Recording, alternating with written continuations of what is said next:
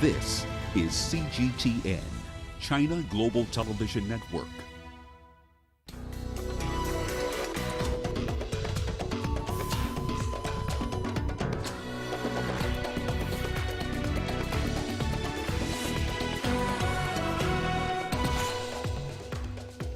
Latest COVID-19 surge threatens to be Africa's worst yet.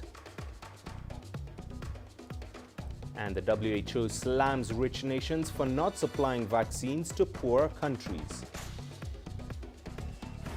Hello and welcome to Africa Live on CGTN. I'm Mahia Mutua in Nairobi. Also coming up,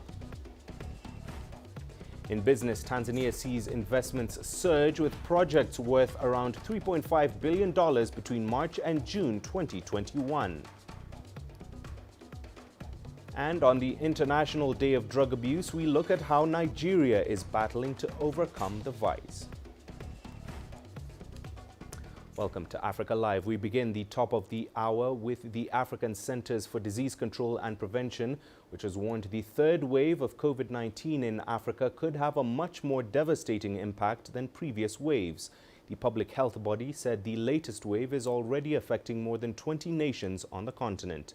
Africa CDC Director John Nkengasong emphasized the Delta variant is much more aggressive and is spreading rapidly. Here is CGTN's Girum Chala with more. The Africa Centers for Disease Control and Prevention is worried.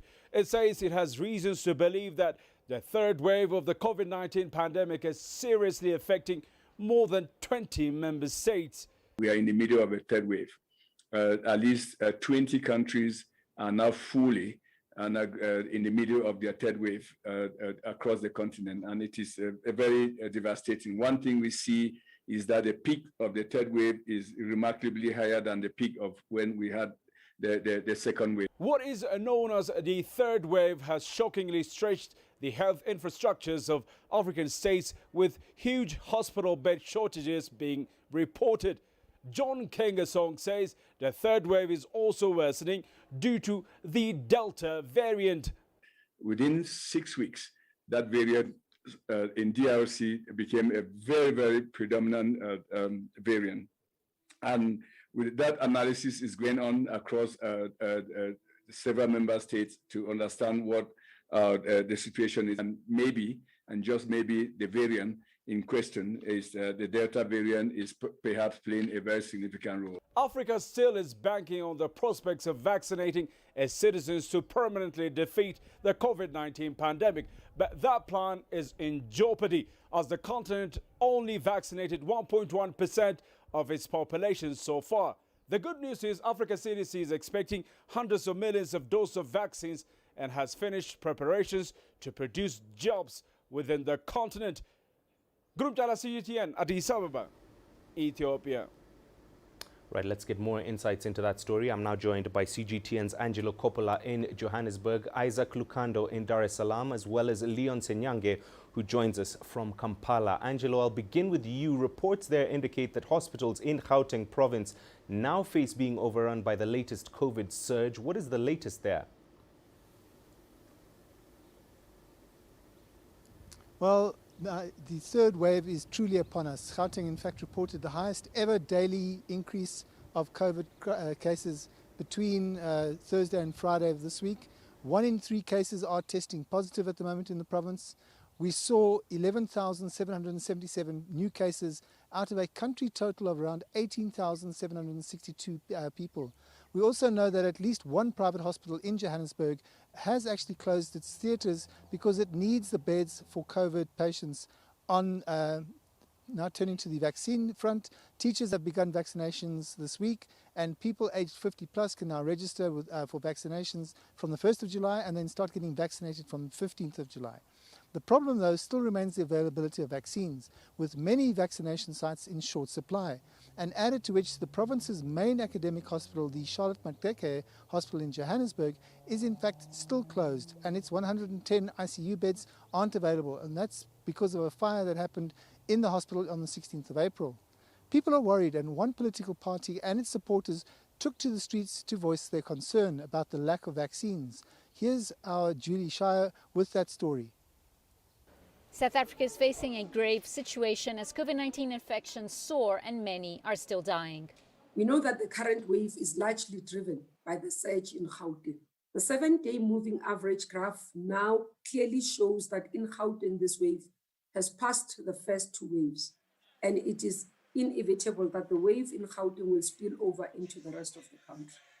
The population remains vulnerable, with just 3% vaccinated so far following hiccups, including the destruction of 2 million doses of contaminated Johnson & Johnson's vaccines. Pfizer has to date delivered 4.5 million doses, with more on the way. They have also committed just over 15.5 million doses in Q3, of which we are expecting nearly 2.1 million doses in July. Johnson & Johnson have so far delivered 500,000 and 1.2 million doses landed last night. We are awaiting confirmation for delivery of 500 doses, and this then will make up 2 million to replace those that were affected in terms of the continuation. Opposition party Economic Freedom Fighters meanwhile flouted lockdown laws and brought the capital Pretoria to a halt. It's demanding China's Sinovac and Russia's Sputnik V be approved for use in 7 days. We are here for a simple thing: approve other vaccines so that they are available to all South Africans. We want them to answer one question: what is it that is extremely wrong with Sputnik and Sinovac, which is not found in J&J? Because J&J has been having problems one after another. Strict protocols govern vaccine approval to protect the population. We will go with vaccines that work locally. It's not going to be enough for companies to submit applications to SAPRA, the South African Health Products Regulatory Authority, without demonstration of efficacy or effectiveness against the variant that is dominant in South Africa. South Africa will have to work fast on boosting vaccinations as the third wave spreads. 100,000 people are being inoculated a day. This is expected to increase to threefold as more vaccines arrive, which will hopefully slow the spread of the virus. Chilishara, CGTN, Cape Town, South Africa. It's not only South Africa that is facing those challenges in dealing with the pandemic. In Namibia, the country's health ministry said a shortage of oxygen for the medical sector was affecting the management of the pandemic. The ministry's executive director, Ben Nangombe, in fact appealed to authorities in Botswana and South Africa to urgently clear any trucks through the border posts that were carrying that medical oxygen. According to a South African Revenue Services spokesperson we spoke to yesterday, the Namibian High Commission then reached out to the relevant border authority posts on Friday morning, and the oxygen consignment was in fact expedited through the Skilpatsek border. It was released at around 8 o'clock on Friday morning and made its way into Windhoek. So there is an example there of neighbours working together to speed up any bureaucratic processes to save those lives. Back to you, Maya. Angela, thank you. Turning to Leon in Kampala now, we're hearing that Ugandan police have arrested hundreds in COVID-19 restrictions crackdowns. What more can you tell us about what's happening on the ground there in Uganda? Well, Mahia, it's day 8 of a 42-day lockdown that was announced last week by President Yoweri Museveni. Movement is slow within the capital and very much so several districts across the country. Intra-district and cross-border movements were suspended over the period of 42 days. Quite very much has happened over the last 8 days. But talking about the arrests that happened in mostly in the capital, those happened during the course of the week where the shops were closed as of Saturday morning last week, and the authorities had to head to the streets where traders and vendors had actually insisted on staying on to trade. Very many are actually earning what they take home for the day, and for the next 42 days it's very less likely that they'll be putting any cash in their pockets. Now that has led to many being put behind the cells, of course defying the restrictions there, where people were required to stay home over the next several days. It's definitely a difficult moment, but Ugandans are.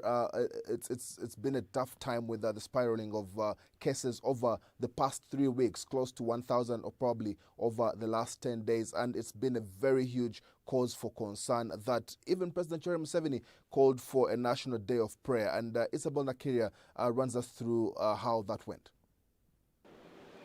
The Ugandan leader Yoweri Museveni says he heeded a call from religious leaders to dedicate Friday the 25th to pray for the families and health workers affected by COVID-19. The day has also been declared a public holiday as Uganda continues to witness a surge in cases. Prayers are being held virtually throughout the country.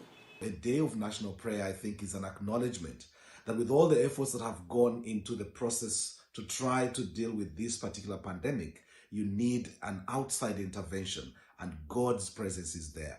We would not be the first people to do that. It has happened over generations past. We are at a point where we are saying that our trust and our confidence in man is very, very limited and even devastating. But we are putting our faith in God. We are saying, oh, God, save us. We are saying, God, help us. The country's health facilities are overwhelmed with beds and oxygen running out. The Ministry of Health says it's installing additional plants to supplement the current oxygen capacity. The Ugandan Army and private organizations are supplying oxygen to the public hospitals. In the past 2 weeks, around 30 deaths have been registered every day. The government has imposed stricter restrictions to try and stop the rise in cases. No public and private transport is allowed on the road, and businesses have been ordered to close. Night curfew has also been brought forward to 7 p.m. local time from 9 p.m. Isabel Nakiria, CGTN Kampala, Uganda.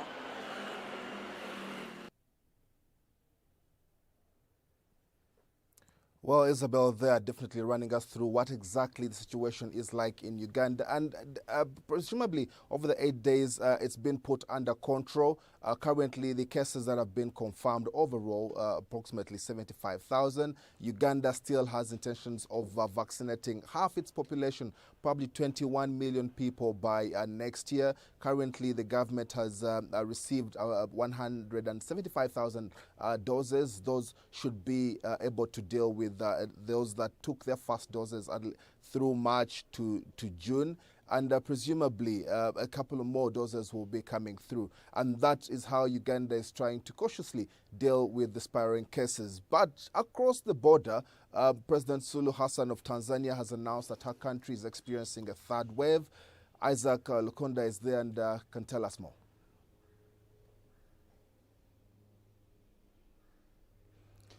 Thanks for having me. President Samia Suluhu Hassan yesterday made a key announcement, the significance of which is that Tanzania, for the first time in quite a while since last year, has COVID-19 patients. The previous administration only had gone to the extent of saying that there was a possibility of having COVID-19 patients because of the interaction that the country has with other nations. Now, the president did not go as far as telling us what the numbers were, what are the actual figures in terms of COVID-19 patients in the country. But on the other hand, you have the Ministry of Health recently coming out and saying that since the pandemic began last year, they've been keeping tabs on COVID-19, and so they have the COVID-19 records, and they could be released in terms of the figures. The president was by and large asking the public here in Tanzania to not take the third wave of the coronavirus lightly, and therefore should take precautions to that effect. In terms of the preparedness of the government, by mid last year they had about 84 COVID-19 treatment centers, of which 71 were closed down because of the lack of patients in these COVID-19 centers. But nevertheless, COVID-19 treatment centers do exist in the country. The president made a note of a particular center that she visited, a hospital here in Dar es Salaam, where she noted that in one of the wards there were COVID-19 patients. Now, it must be understood that when you walk down the streets of Dar es Salaam, business is going on as usual. Nothing out of the ordinary from the people that we have asked. We asked, noting that Tanzania being an African country, their extended families, nobody in those families is suffering from COVID-19, at least currently. But you hear the president acknowledging that there are some COVID-19 patients. Numbers have not yet been released, but they are taking precautions. Here in Dar es Salaam in particular, the regional commissioner has asked residents to be careful and to don masks whenever they're in public gatherings, huge gatherings.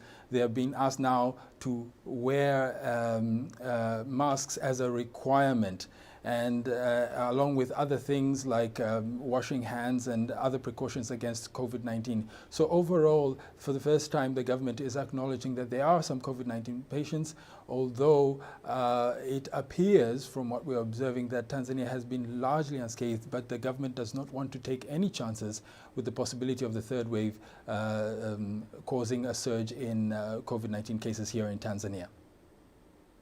Right, Isaac, thank you for that, and thank you all for joining us and bringing us the latest from South Africa, Tanzania and Uganda. CGTN's Angelo Coppola joining us live from Johannesburg, Isaac Lukando in Dar es Salaam, as well as Leon Senyange in Kampala.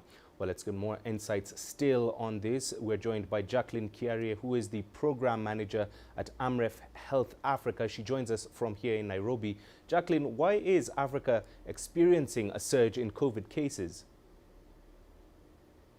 Thank you very much for this invitation, and I think I want to agree with what some of the other speakers have spoken. So in Africa, we are currently reporting all the three variants of the coronavirus: the Alpha, the Beta, and the Delta. And the Delta happens to be one of the worst, I mean, most transmissible variants that we have around. Has been reported in South Africa, in Kenya, as well as Uganda, and that might be part of the reason why we are seeing quite a number of cases. In the last 1 week, for example, we've seen a 30% increase in the number of cases being reported. And if we go by what is being reported in the other sides of the world, then where Delta is contributing to most of the cases being reported, then we can also make the same assumption that the surge we are seeing is partly because of that. Other than that, we are seeing really good vaccine coverage in the rich nations, a situation that has not been replicated here in Africa. If we go by the reports, for example, that we are getting from Africa CDC, only about 3% of the population has received the COVID-19 vaccine, half of which has received the double doses that are required to keep some of these variants away. So again, the low coverage in vaccination status in Africa is part of the reason why we are seeing the increase in the number of cases that are being reported, especially in the last 1 week. Other than that, I think most of us realize that we've been at this for the last 1.5 years now since the first cases were reported in the region. We've had several waves being reported in some of the African countries. In Kenya, for example, we are in between the third and the fourth wave, and therefore sometimes there's pandemic fatigue. Sometimes the risk perception goes down. You know, every time you have a wave and then the numbers go down, then there's a feeling of we are now safe. We can lay down our guard because we are not at risk. So because of that, we are seeing little observance of the public health measures. We are seeing a lot less people wearing their masks as they should be. We've seen people return to the churches, and these are really conducive environments for spread of the virus. So because we've been at this for so long, people have taken down their guard, and we are seeing relaxation of the public health measures. So that might be one of the factors that's contributing to the rise in the number of cases we are seeing in the region. And Jacqueline, speaking about response, how then should organizations like the WHO and CDC go about helping Africa, especially those worst affected nations? Mm-hmm. We've seen them play a very major role in supporting African countries prepare, first of all, as well as sustain the response in the region. WHO, for example, is playing a very critical role in helping countries sort of pause and reflect on how far they have come in the response, what have they done well, what have been some of the challenges, what can we do better in the remaining period to ensure that we can sustain some of the efforts that have been put in place so far in as far as observance of public health measures is concerned, as far as making sure we have the right infrastructure and the right capacity to roll out the vaccinations. So part of their role is planning, coordination, a role that they've played very well. We've seen Africa CDC provide us with weekly updates on how we are doing as a continent, what we should be prioritizing, whether it's testing, whether it's making sure we can roll out, whether it's ensuring that we can address the vaccine hesitancy issues that we've seen. So very critical in planning and coordination. We're also seeing them lobby for increase in provision of the vaccine, especially with the rich nations, because we obviously need to increase our vaccine coverage. We've seen it work out there. We have seen the number of cases go down, for example, in America, because their vaccine coverage is quite good. When you compare that with Africa, where we only have about 3% of the population covered, then there's definite need to improve the number of people who are getting the vaccine. And therefore, we are seeing WHO, Africa CDC lobby the rich nations, first of all, to provide or avail more vaccines, especially through the COVAX facility. We are seeing them go ahead and have discussions with manufacturers and see if we can strike deals to begin our own vaccine manufacturing here in the region. Other than that, you also see WHO and CDC try and address the other emerging issues in Africa. Like we all know, COVID is only one of the issues that we're dealing with as a continent. We do have Ebola that has been reported quite a bit in West Africa, something that has just been dealt with. We are seeing them support us in routine immunizations, especially here in Kenya. We now have measles campaign. In the last 2 weeks, we also had the polio campaigns going on. So other than addressing COVID, they're also reminding us that this is not the only issue that we should be dealing with. And they're working hand in hand with the governments in Africa to just ensure that we don't drop the ball on the other issues that really affect us as a region. So very critical that this is sustained. And I think we want to lobby all support that we can give to these two regional organizations to really make sure that they can do their job well to assist governments in Africa to respond to COVID, as well as the other issues we face as a region. Right. Jacqueline, thank you for speaking to us on Africa Live. Program Manager with Amref Health Africa, Jacqueline Kiarie, joining us from Nairobi. Moving on, the World Health Organization says the world is repeating the same mistakes made with access to HIV and H1N1 treatments and vaccines by not supplying poor countries with COVID-19 vaccines. Speaking during a press briefing in Geneva, WHO Chief Tedros Ghebreyesus termed the situation as worrisome. CGTN's Enoxi Collier with that story. At the United Nations headquarters in Switzerland, WHO Secretary General Tedros Ghebreyesus was taking issue with what he termed as the world's inability to provide enough COVID-19 vaccines to the poorer countries. He simply called it a global failure. Some people were asking me about vaccine hesitancy in Africa. And then I say, that's not the problem. There is no vaccine, so why do we even talk about vaccine hesitancy? The problem is vaccine supply. And even now, it's not the absorptive or the delivery problem that's a problem. There is no vaccine. You can't even talk about delivery or absorption capacity when there is no vaccine. WHO is concerned about the shortage of vaccines in Africa. It says this is dangerous for the world. The difference now is between having a vaccine and not having a vaccine. The difference is between the haves and the have-nots, and which is now completely exposing the unfairness of our world, the injustice, the inequality. That's it, let's face it. According to WHO Senior Advisor Bruce Allward, most African countries rely on the COVAX facility that couldn't deliver vaccines because of lack of supply. He blamed rich nations for using their vaccines on the young, who are less likely to fall ill. We got to tackle the problems in the right order. WHO says the best way to prevent COVID-19 new variants from evolving was to slow the transmission. Enoxi Collier, CGTN. You're watching Africa Live. Stay with us as we take a short break. Here's what's coming up on the program. 13 peacekeepers wounded in a car bomb attack in Mali's northern Gao region. And the UN says climate change has pushed 1 million people in Madagascar to the edge of starvation. 100 years of trailblazing, 100 years of striving, From extreme poverty to a well-off society. From a sleeping giant to a responsible global power. Mission and vision. From the past and into the future. Decoding the Communist Party of China. 100 years and counting. Only on CGTN.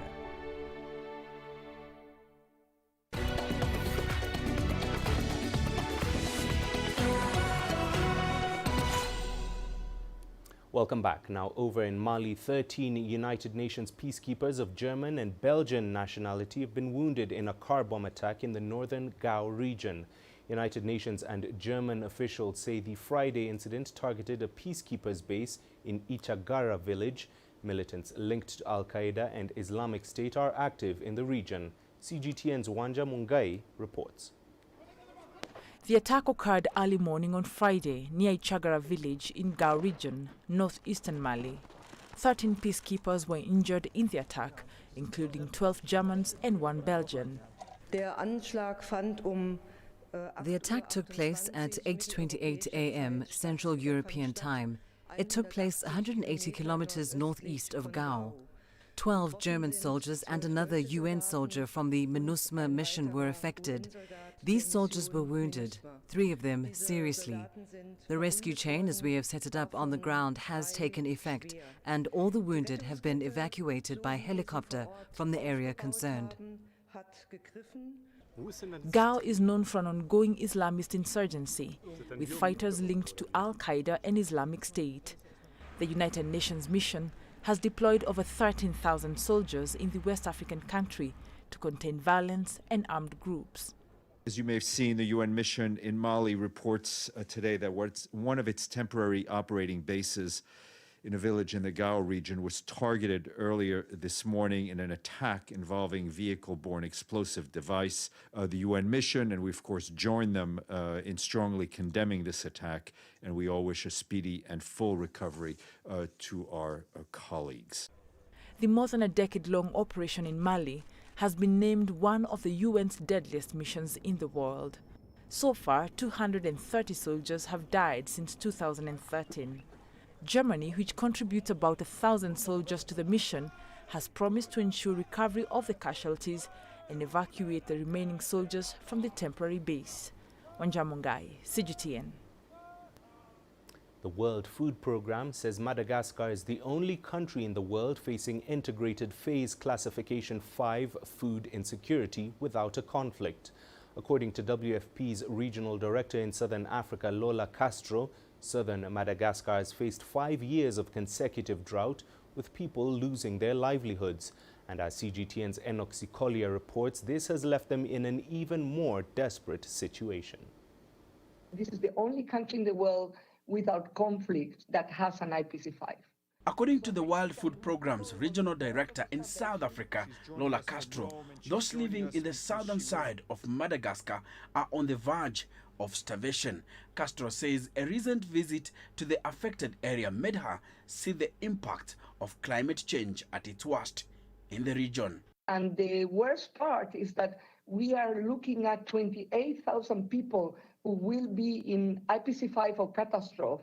And this IPC5 of catastrophe, this is the only country in the world without conflict that has an IPC5. So basically, we have people on the verge of starvation and there is no conflict. There's just climate change at its worst, affecting them badly.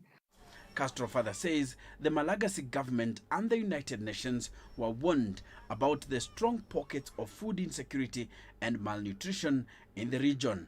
Madagascar's government and the UN have been since trying to mitigate the situation since September 2020. The humanitarian response has so far not been able to stop the deteriorating situation. People are basically eating cactus, eating leaves, and it's not like they eat that as a complement to their diet.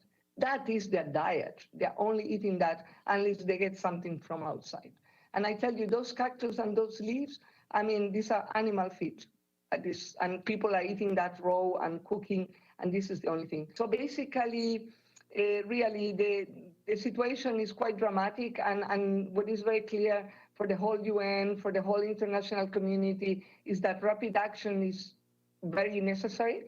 And we work with the government as well to ensure that not only rapid action, but also building resilience and mitigate the effects of climate change in this group of people who are suffering and suffering really dramatically now. WFP aims to reach about 700,000 people in the coming months. But the organization is facing major constraints, including the remote locations where those in need are logistics and funding. And Oxycolia, CGTN. To the U.S. state of Florida, where at least 4 people are confirmed dead in Thursday's partial collapse of a residential building. Nearly 160 are still missing. The federal government is now investigating the cause. Giles Gibson reports from the scene. Well, we're now coming up to 48 hours since this building here in southern Florida partially collapsed, and you might be able to see behind me there's actually still some smoke rising up into the air, and that's because a fire actually broke out in the wreckage of this partially collapsed building, and that's actually been complicating the search and rescue efforts that have been going on for the last couple of days now. Of course, for the relatives of the missing, this has just been an agonizing couple of days. Take a listen to Pablo Rodriguez, whose mother and grandmother are still missing. They were in their unit. I'm sure asleep in their beds when it collapsed. So we have official word. We're still trying to hold on to whatever hope remains, but realistically, we know that they're gone. So for the building to be at a point where it just collapses on itself without anybody knowing anything about it is that's the part that angers me. It's still very early days. We're very much still in the search and rescue stage of this operation. Search and rescue workers are actually combing through the rubble with their hands, with their gloves, just trying to find any sort of sign of life, any sort of sign of a survivor who might still be trapped in the rubble. In terms of the potential cause of this, we do know that the building was undergoing some sort of repairs in the weeks building up to the partial collapse of this building, but really it's just far too early to say what might have caused this just devastating tragedy. And staying with the United States, former Minneapolis police officer Derek Chauvin has been sentenced to 22.5 years in prison for the killing of George Floyd. A jury found Chauvin guilty in April of unintentional second-degree murder, third-degree murder, and second-degree manslaughter. The incident was caught on video last May, showing Chauvin kneeling on Floyd's neck for over 9 minutes. Floyd's death sparked nationwide protests against racial injustice and police use of force. Well, high-stakes face-to-face in Washington. Afghanistan's President Ashraf Ghani on Friday met with U.S. President Joe Biden at the White House. Top of the agenda, fears that U.S. troops leaving Afghanistan could eventually lead to a collapse of the government there. Our White House correspondent Nathan King has more.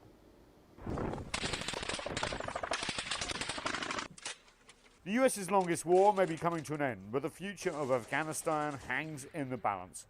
Afghan President Ashraf Ghani and his team in Washington want to know just how much, or rather how little, support the U.S. will provide their government after American troops leave by the 20th anniversary of the September 11th attacks of 2001. President Biden's decision has been historic. It has made everybody recalculate and reconsider. We are here to respect it and support it. As the U.S. withdraws, the Taliban is advancing, taking over province after province and seizing U.S. equipment left behind. The Afghan army, despite years of U.S. training, may be unable to hold the ground on its own.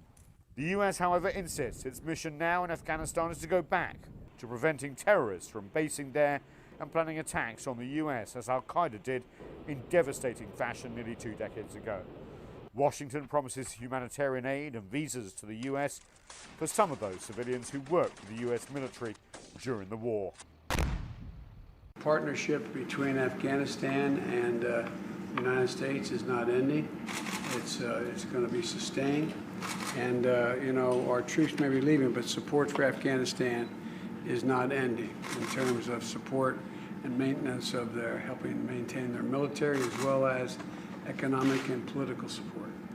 While the U.S. pullout is popular at home, in Kabul and the region, there are fears of what will fill the vacuum left by the US's retreat. Washington once promised to transform the region, but is now leaving Afghanistan to its fate.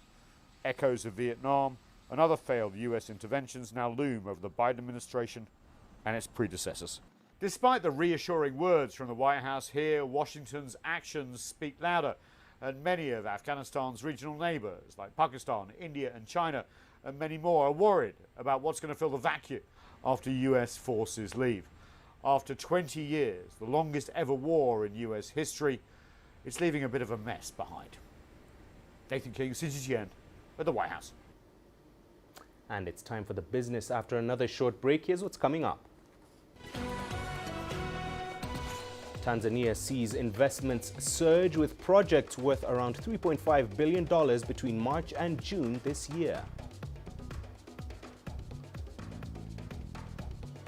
And Tunisia's central bank urges government to implement urgent economic reforms.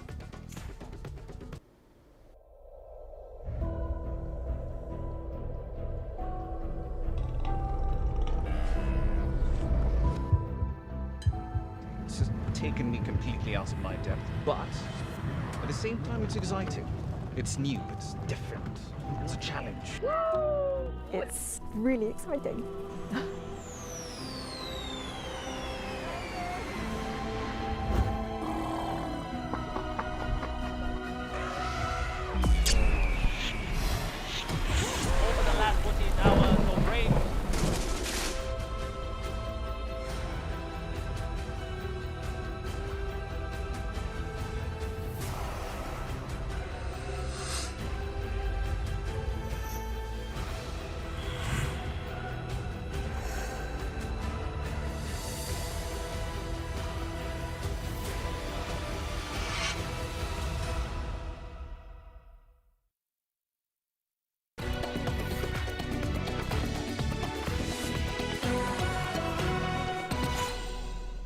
Welcome back. We begin the business in Tanzania, where the country registered 92 big investment projects worth around $3.5 billion between March and June this year. This represents a 36.7% rise in investment projects. That's when compared to the corresponding period last year, when a total of 68 projects worth $321 million were registered. The value of investments has also soared, rising by 725% in the last 3 months, compared to the same period last year. President Samia Suluhu Hassan has been on a mission to restore investor confidence and attract private sector investment since assuming office in mid-March. She has so far made 2 international trips to neighboring allies Kenya and Uganda. Her visit to Kenya was the first time a Tanzanian leader toured the country since 2016. President Hassan marks 100 days in office this weekend, following the sudden death of her predecessor, John Magufuli. Elsewhere, South Sudan's Ministry of Petroleum has announced the launch of the country's first oil licensing round. The MOP has identified new exploration blocks for potential hydrocarbons and has compiled crucial data to provide to interested investors, operators and counterparties. According to the new analysis commissioned by the ministry, approximately 90% of South Sudan's oil and gas reserves remain unexplored, providing unprecedented opportunities to international investors. This bidding round is for a number of selected blocks which will be facilitated and evaluated based on set criteria by the ministry.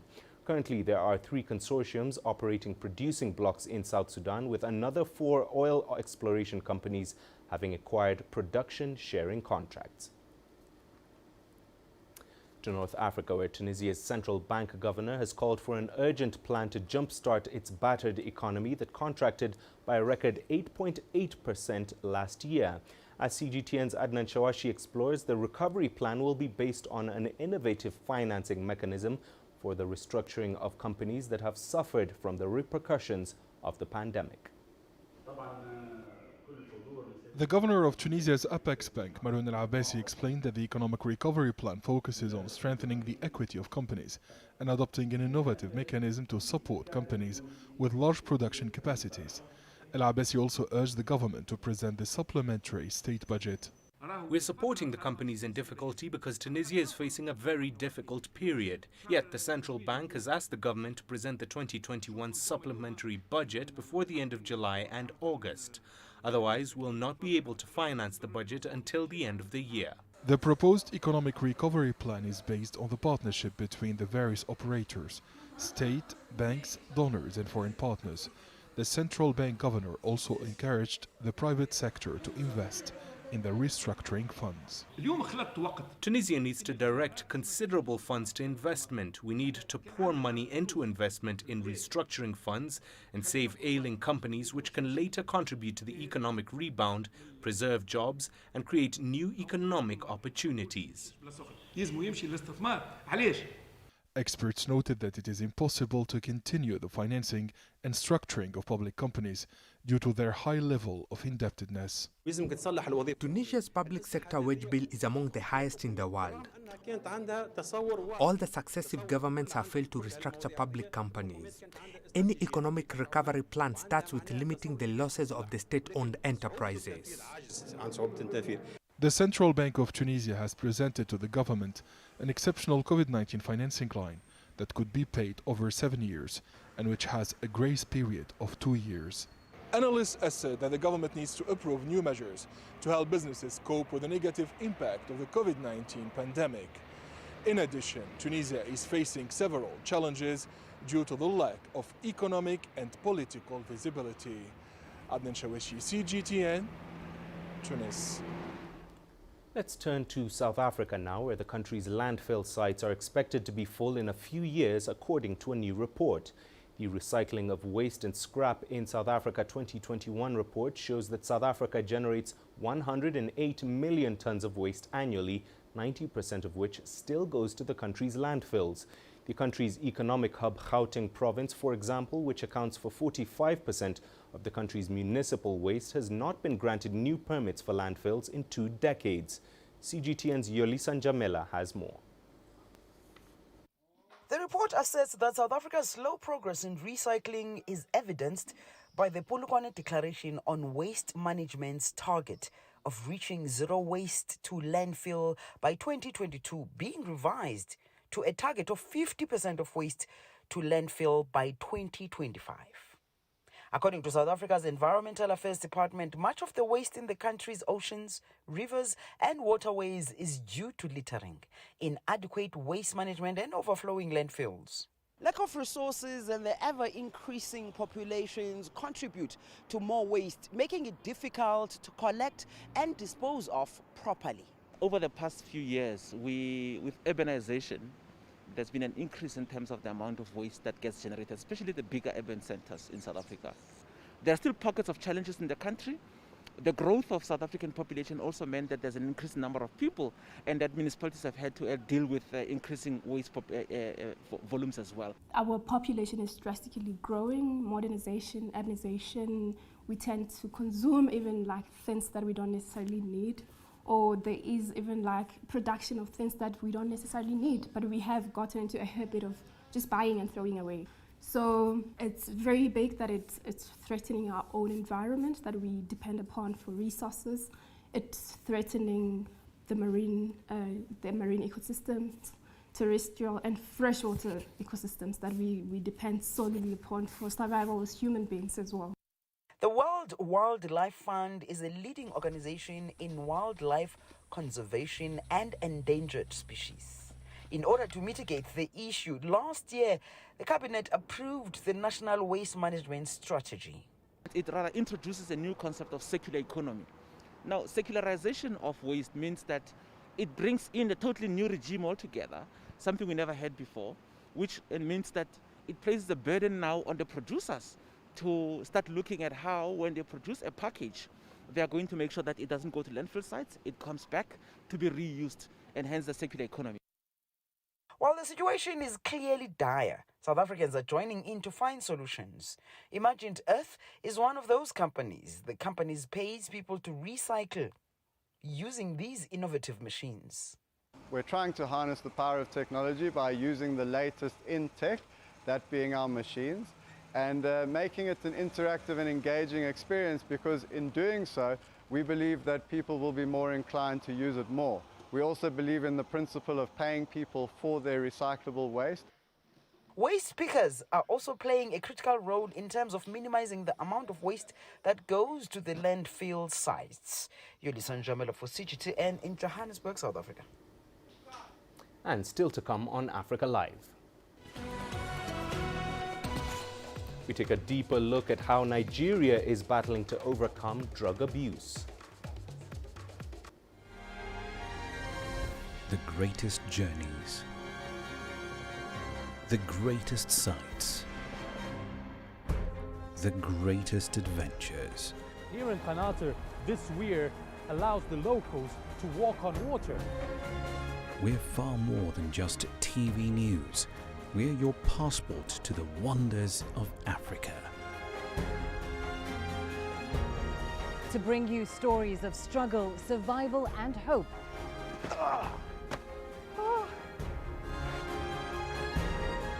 So let's explore.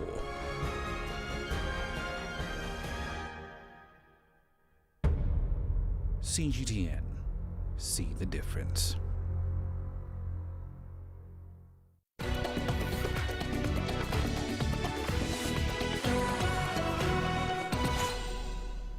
Welcome back. Now, Nigeria joins the rest of the world in marking the International Day Against Drug Abuse as it seeks to strengthen action and cooperation to achieve the goal of a drug-free society. The United Nations designates June 26th each year to mark the day. Our correspondent Tesem Akende reports on how people are battling to overcome drug abuse and addiction in the country. Matthew Nyap is a fashion designer who struggled with drug abuse for many years. He was only 15 years old when he got involved in substance misuse, resulting in drug dependence. Matthew is happy he overcame his problems after undergoing rehabilitation with a non-governmental organization. But he says he regrets losing a blossoming music career he had. I lost my career. I lost the music at line, music that I was using drugs for. I lost the career over there. Then I lost my integrity. I think without those things, I was having a youth foundation. Then I lost everything. All my businesses. After I've been greed. While Matthew managed to put drugs behind him, many in the country are still battling drug abuse. The United Nations says over 14% of Nigerians aged between 15 and 64 abuse drugs. An NGO offering help to people battling drug abuse in Nigeria says there are many different causes. Chaotic home environment, where people have dysfunctional family systems. This can really serve as a strong predisposition. You also have people using to cope with life's challenges. So a lot of people are on the low income, earn very little, and to cope with the stresses of life, and also even enhance their ability to work to make ends meet, they get to use certain substances. Other people just use as a result of curiosity and experimentally. But the experts say overcoming drug abuse is possible if victims seek help. I stand testament to the facts that it's possible. I do what I do from a very personal perspective because I have been a drug user, actively abusing drugs for about 13 years of my life. I have been sober for 7 years. So yes, I want to give hope to that person out there and say it is possible to get help, if you need help. But first of all, we are seekers our secrets. We have to find a safe space, where you can talk about everything. The Institute for Security Studies says the number of drug users in Africa is expected to increase by nearly 150% by 2050. It's a worrying projection for a country like Nigeria with Africa's largest population. But the government says it is working towards a drug abuse-free nation. In the past 3 months alone, the National Drug Law Enforcement Agency, NDLEA, says it has arrested about 2,000 drug traffickers in the country and seized over 2 million kilograms of assorted illicit drugs within the period. With such actions and support for drug abusers, campaigners hope there will be more success stories like Matthew's. Tesem Akende, CGTN Jos, Nigeria. And it's just about time for all the day's sports. Here's your headline. Belgium's Thierry